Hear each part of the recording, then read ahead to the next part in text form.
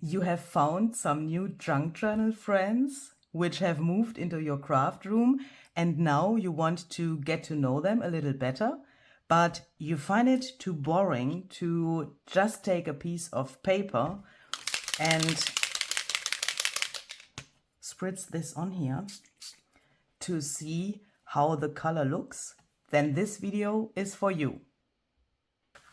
Hi there, this is Luise Heinzl with a little idea on how to make swatching of new mediums a little more fun and, in my opinion, also perhaps a little more effective when it comes to junk journaling. If you are new to junk journaling, let me quickly explain what a swatch is and how to use a swatch. Let's say you have some new friends in your craft room. That can be something like this. This is the Distress Spritz, and these are the new colors of the Distress Spritz by Ranger and Tim Holtz. But that can be everything else. You can, for example, go to a craft store and buy a watercolor palette or some ink pads or whatever. That can be anything you can imagine which you have new in your craft room.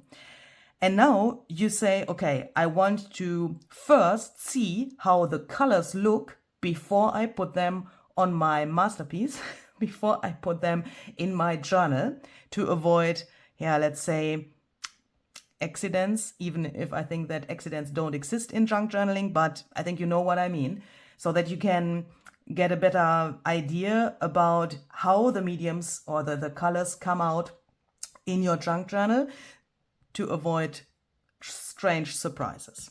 Now you could say, like I did it in the beginning of the video, I take a piece of paper, I take my medium, I put the medium onto the paper, and then I have my swatch. And that is, of course, a thing you could do. There's nothing wrong with that. This is already then a swatch, of course. You can let this dry, and then you have something where you can see how the medium and the color comes out on this piece of paper. When it comes to junk journaling, I have the feeling, for me, this kind of swatch is not enough, because I want to also learn how the mediums and the colors come out on different kinds of papers, because that is what we use in junk journals. So a while ago, I came to the idea to make this here for my craft room. As I said, you can do this whole thing also for other brands. That doesn't have to be Ranger, but what you can see here and what I will explain in this video is all about Ranger, because I use Ranger. I don't use anything else because I love Ranger, and my brain works in the Ranger color palette, and that's why I have this here, but you can do that with any other brands as well. The idea is just the same. So here I have little booklets in the 72 colors which are existing in the Ranger palette. And oh, by the way, there's a whole playlist available about how I made this. And to be honest, I'm a little bit proud about this, because so many of you have made something for their own craft rooms, and that makes me just happy, because obviously you found this system really helpful. And I can say, after using it, after I have used it now for a while, this is just so helpful. And every time when I struggle with colors or how a color comes out, I take this and then I have the solution. It's just great. So if you haven't seen how I made this, check out the playlist. So as I said, here are the 72 colors in this thing. I will make an example here now with the color Lumberjack Plaid, but it's the same for each of the colors. Every color has such a little booklet which says the name here, so that I can identify that really easily. And then in here, sorry, I have to take a sip of my coffee. I have chosen different kinds of papers, because that is what I do in my junk journals as well. Here, for example, this is the swatch of the oxide ink.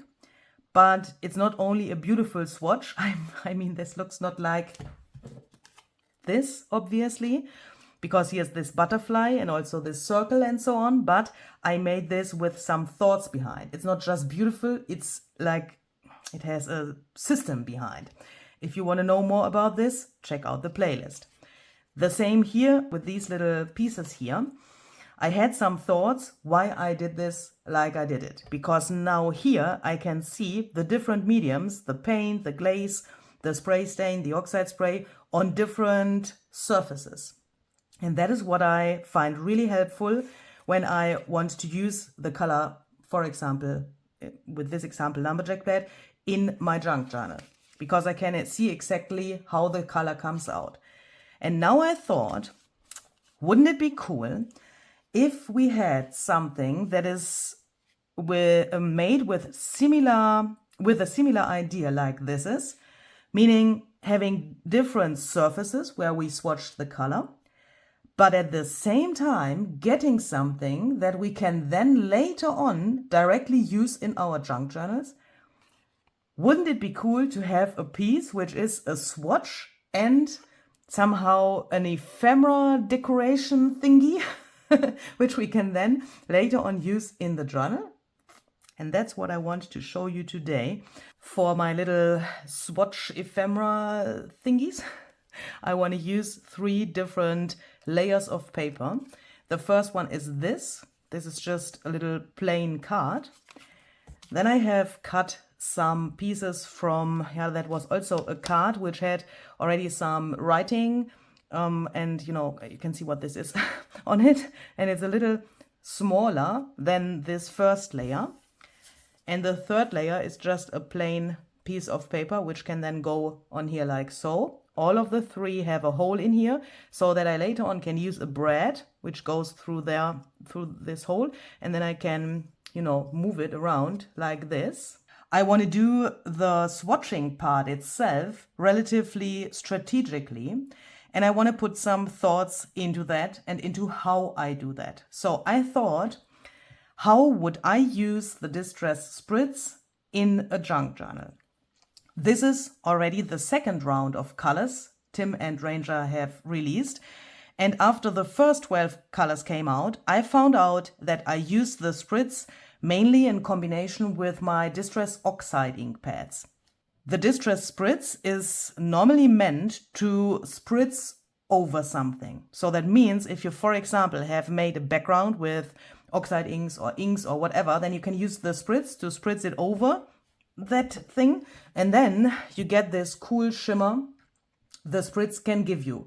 That works, of course, not only on white paper, but on other mediums as well. And that is how it is meant to use. But you know me, sometimes I go different ways. And I use these things also in ways they are perhaps not meant to use, but that gives, of course, more possibilities and more fun, I think. So I thought, how could I do this so that it is a lot of fun and that it is really close to what I would do in my junk journals? And for that, I thought, if I would use the spritz colors in my junk journals, I would probably not use a single color, but always a combination of colors, and in combination with Distress Oxide ink. Of course, this is only a part of how you could use this medium, but this is a video and this is one idea, and I can not show you everything and every single idea because then this would take forever. So this is just a single idea how you could do that. You could, of course, vary that and vary the thoughts behind how you do that for your needs and for how you would do that. But I thought I take the spritz and put them in the order they are in the Ranger palette. And that is the only order that works for me. But please do that how you want to do that. And then I have taken out the same colors, like the spritzes are, from my oxide inks. So these are exactly the same colors from the oxide inks, like the spritz are here, and they are in the same order. And in a second, I want to use 2 colors at a time, because when I use these mediums in my junk journals, I mostly don't use a single color, but I always do like a combination. And this kind of swatch idea is also something that is in the end something artsy. It's not only a swatch. It's not focusing on only the swatch. Do you know what I mean? And that is why I think there's no problem with using two colors. Yeah, it's perhaps a little different than what you normally would expect from swatching something. I hope that makes sense in a few minutes. So I am going to take always a pair of the colors, but those who are next to each other. So I will use in a second Kitsch Flamingo and Saltwater Taffy together, then Fired Brick and Rusty Hinge, Crushed Olive and Maud Lawn, Cracked Pistachio and Tumbled Glass, Prize Ribbon and Seedless Preserves, and Antique Linen and Vintage Photo. Always in these pairs. So I'm going to start with these cards, which then later on will become the bottom layer of this whole thing. And I'm going to take the first two colors in my little system here, which are Kitsch Flamingo and Saltwater Taffy. I take the first one, Kitsch Flamingo, and put that to this card here, just like this, directly from the ink pad. And I also put a little bit here to the side, to my mat. Then I take Saltwater Taffy, put that on here. So then I take a little bit of water, spritz a little bit here, a little bit to my cards. That depends on the material you have. I found out that on this material, the ink doesn't blend so well without water, so I do this, but please try that out with the material you have. Then I take a paintbrush. I take the Saltwater Taffy and I splatter that here to Kitsch Flamingo. Because this is then art. At the same time, it's a little variation. It looks interesting. I have fun and I have an artsy swatch in the end. So then you can guess I take this Kitsch Flamingo, but I splatter it to Saltwater Taffy. Like this. And you can then at the same time also already see if you like the combination of these colors. Yeah, that is something where you can learn a lot, I think. Next, let's take the spritz in these colors, Kitsch Flamingo and Saltwater Taffy. Let's then spritz the Kitsch Flamingo to Kitsch Flamingo. So here I use like the coordinating color. And let's use the Saltwater Taffy here, spritz it on here. For these layers, I want to have a really smooth and blended background, so I already use these not like they are meant to use. I'm really sorry, because I spritz them on here before I have dried my oxide ink. Yeah, but I do that on purpose because I want to have a really smooth and blended background, and that's of course a way and a technique you could use them. Yeah, so this is then finished. I will put these aside to dry. Now we have all of this, and next I want to take two of these, which will then become the top layer of our little thingies we want to make. Since here is not so much spritz yet, I take the Kitsch Flamingo again and mix that here with the oxide ink just a little bit, so that I have a little more of the spritz in my mixture. The same for Saltwater Taffy here, because I want to have the focus of the swatching on the spritz, of course, because that is what I have new and what I want to learn about. So then I dip this in here. Looks a little bit weird at first. Don't freak your freak. Just go on. The same here with Saltwater Taffy. And when you do two at the same time, this thing happens in a really short amount of time, I would say.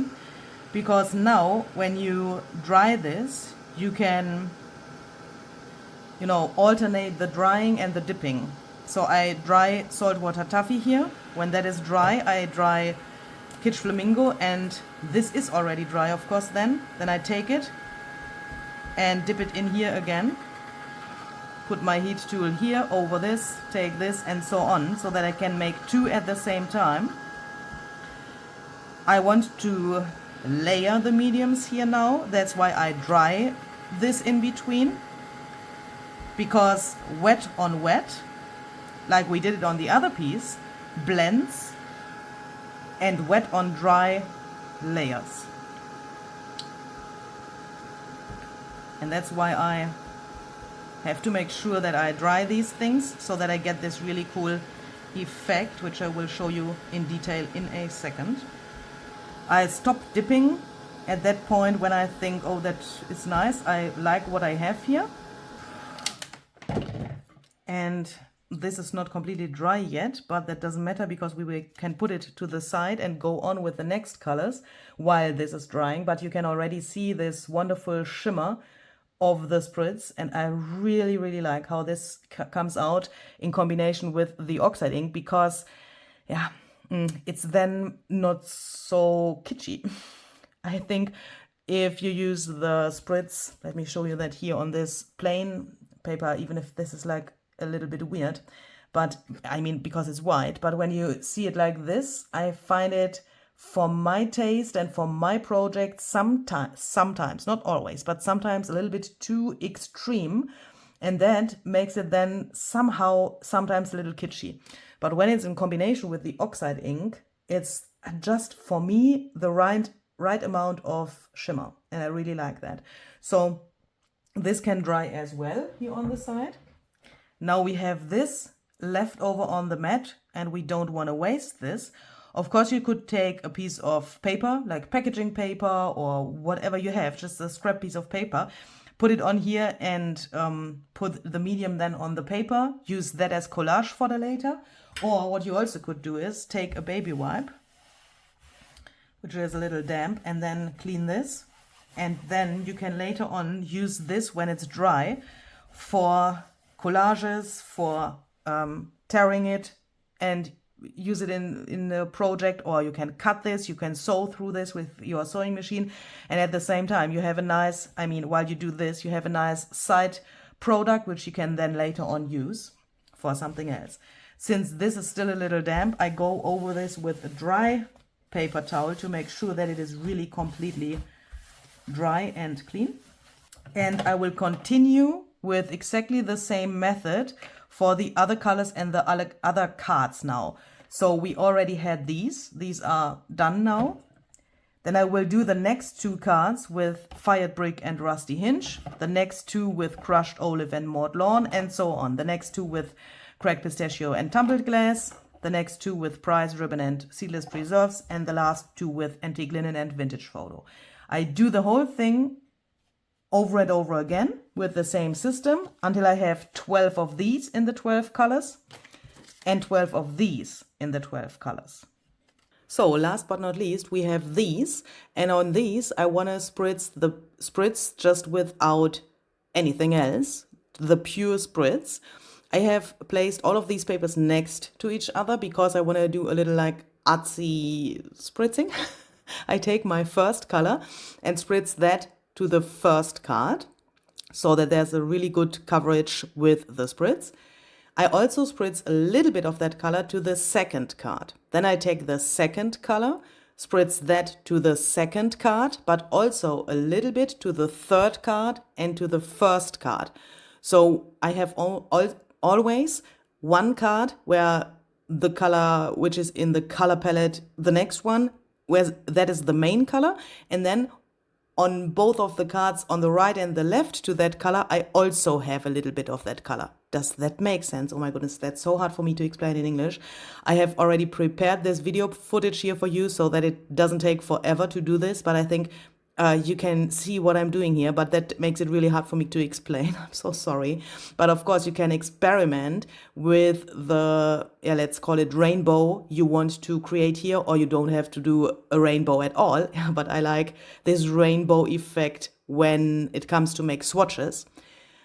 And I really enjoy spritzing to the papers and then looking at them. That's also why I did a little close up with my camera here so that you can enjoy that as well.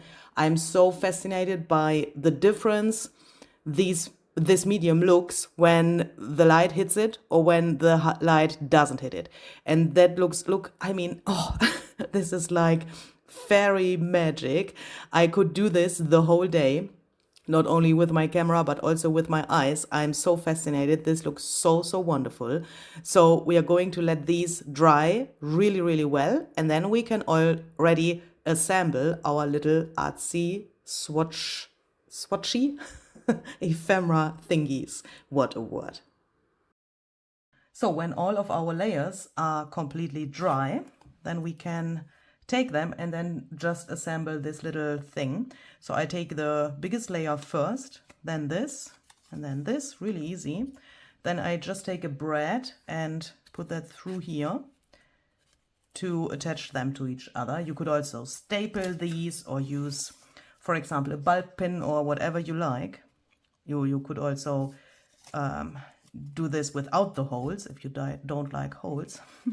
Just attach them to each other like you want. But if you use a brad or a bulb pin or something similar, you then have the possibility to move these things around, and that gives, of course, more possibilities for attaching such a thing to a journal. When they are all assembled, then this whole thing looks like this. Oh, this already makes me really, really happy. And of course, you could now say, I will leave them exactly like they are. Yeah, you could stop here and say, these are my swatches of those new colors from the spritz in combination with oxide ink, and you would be done. But as I said in the beginning of the video, I want to go a step further, and now I want to decorate these. And for that, I went, like a little shopping in my stash, and I have chosen several different tiny things which match the new colors from the Distress Spritz. So I have chosen some different materials. You can use basically what you want. For example, something like fabric or lace, little beads, buttons, eyelash trim, labels, like some things like focal points, like butterflies or whatever you like. You can use some washi tape or I also have some materials from deconstructed fabric flowers and so on. I have chosen these things in the colors of the spritz so that they are really close to the 12 different colors. But of course, you could also say I do this like totally randomly.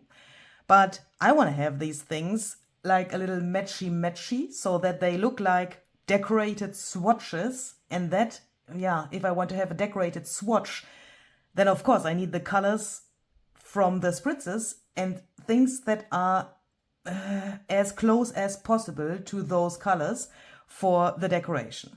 I will now decorate 6 of my little artsy swatchy thingies here in this video.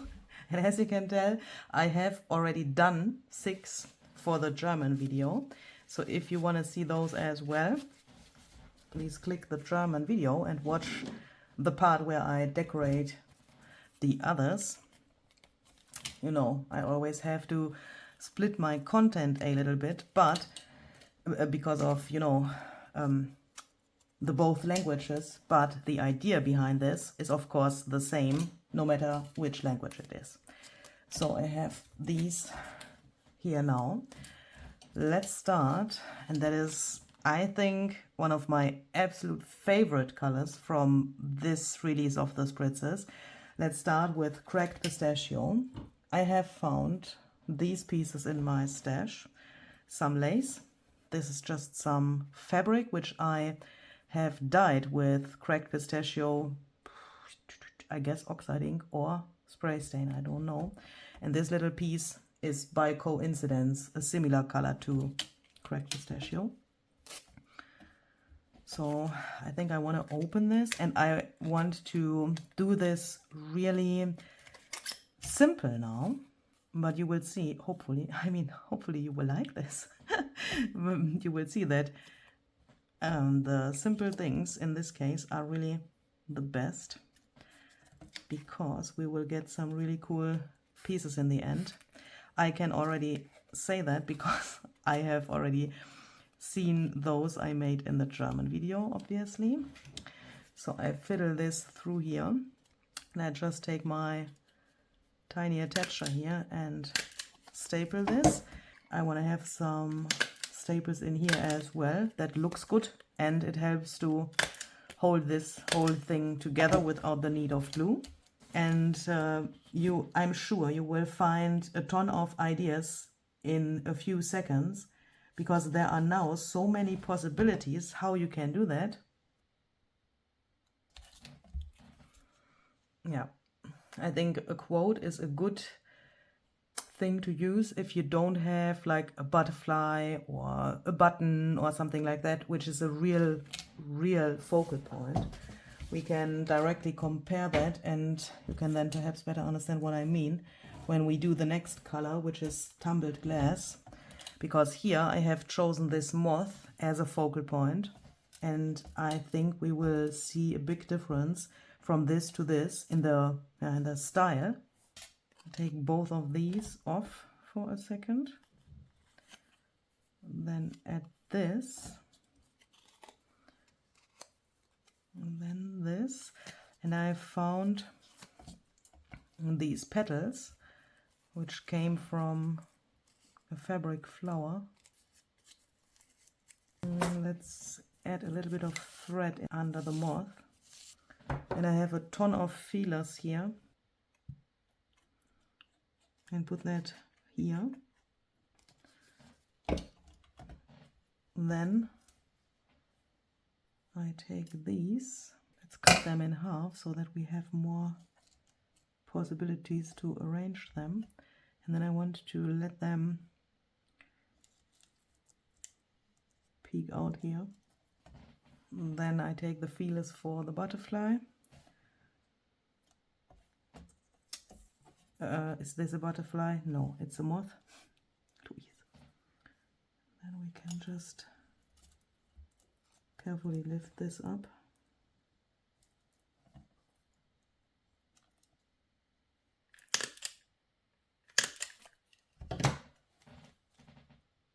I have the feeling that each of these will get a quote, but I will go on with the decoration first and then later on add all the quotes at once.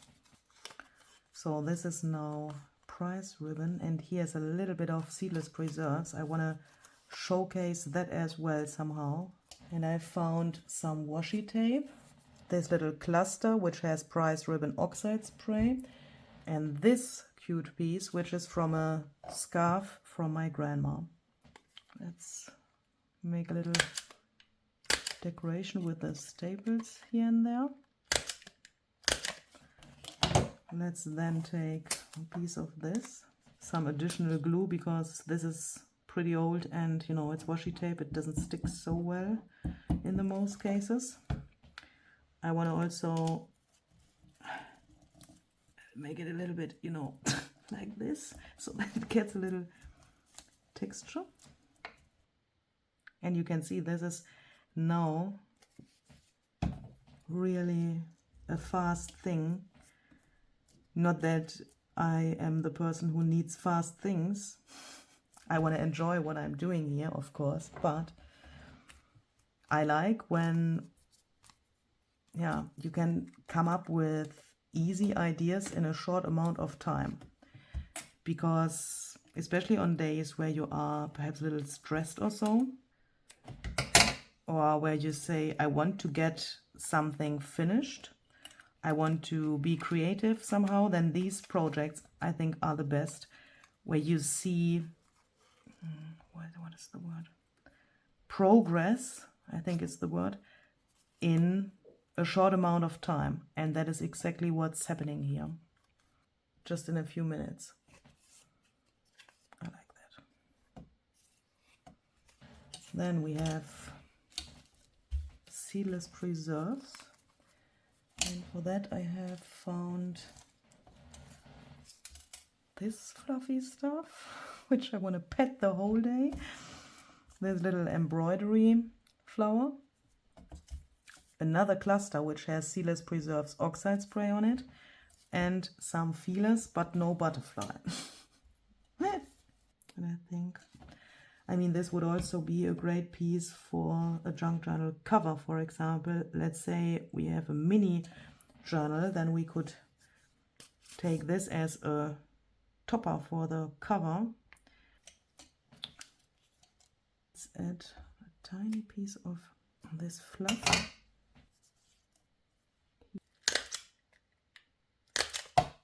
And these fold in half.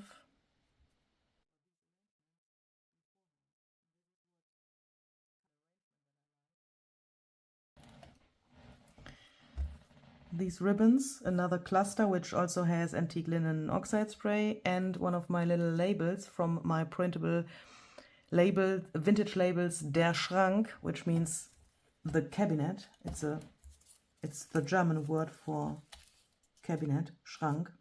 And I have an ephemera pack in my shop which has all of these little labels. I made them with the help of a cabinet which I bought, and on that cabinet I found a ton of these vintage things like labels and handwritten things, and I have turned that into a printable. You can find that in my shop.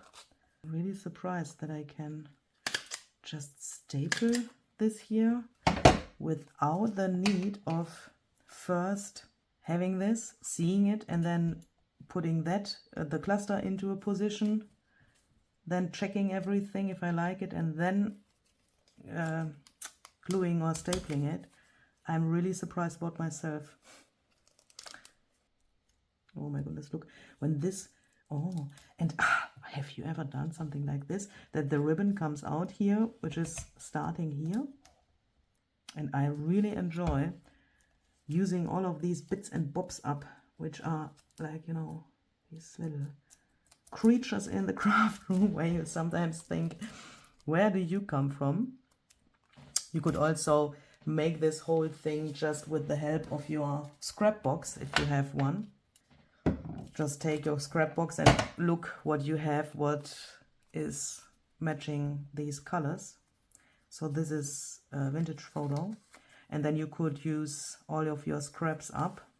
Oh, what is this? This fluff is really, oh, it has an own character somehow. Oh, stay there. Oh, do I have a squirrel instead of these? Oh, I guess yes, but not at hand. So let's do it with the butterflies, because this looks like a squirrel tail, doesn't it? So let's use this here.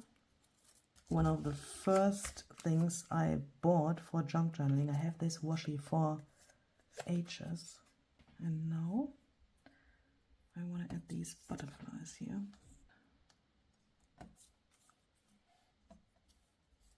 Yep, okay.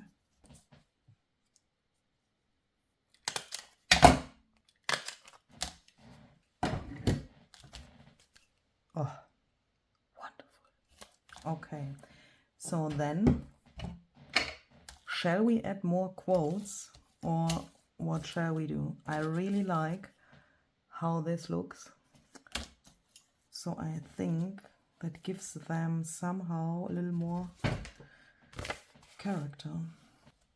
Normally, I don't like diagonal quotes. It's like a pet peeve for me, but in this case, these little things that peek out here are, I think, the perfect position for a quote.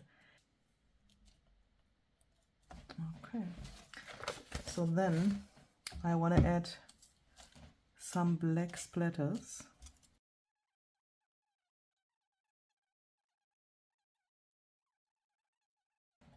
So I will clean the surrounding here, let these dry, and then I will also show you those I made in the German video.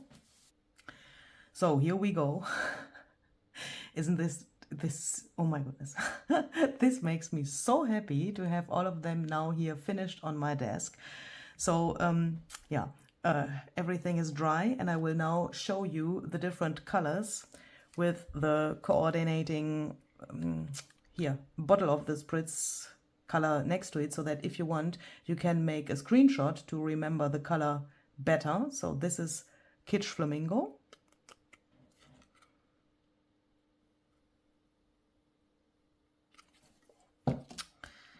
Then we have Saltwater Taffy.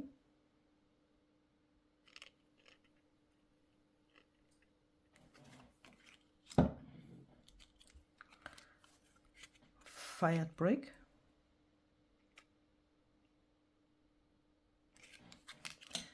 Rusty hinge.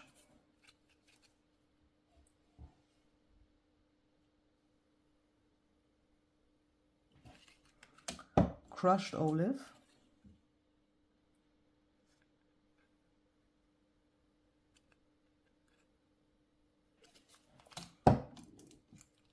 Maude lawn, for me the most surprising result.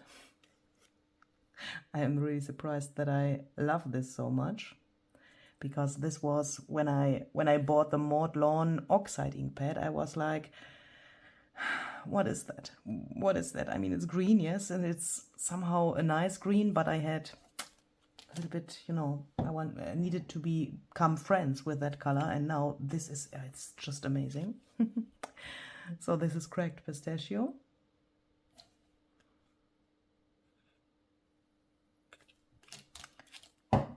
Tumbled glass.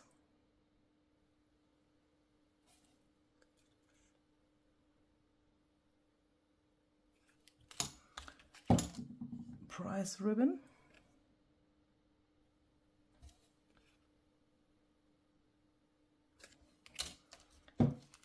Seedless preserves.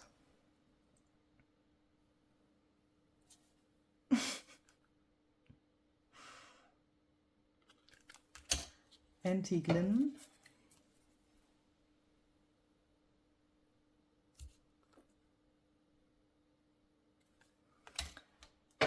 And a vintage photo. Of course, you can now take all of these and put them back into your stash and have them there ready to go if you need them for your journals. If you say, for example, you have, let's say you have a purple journal, then you could go to your stash and take this, throw that into the journal, and you have a nice piece in there.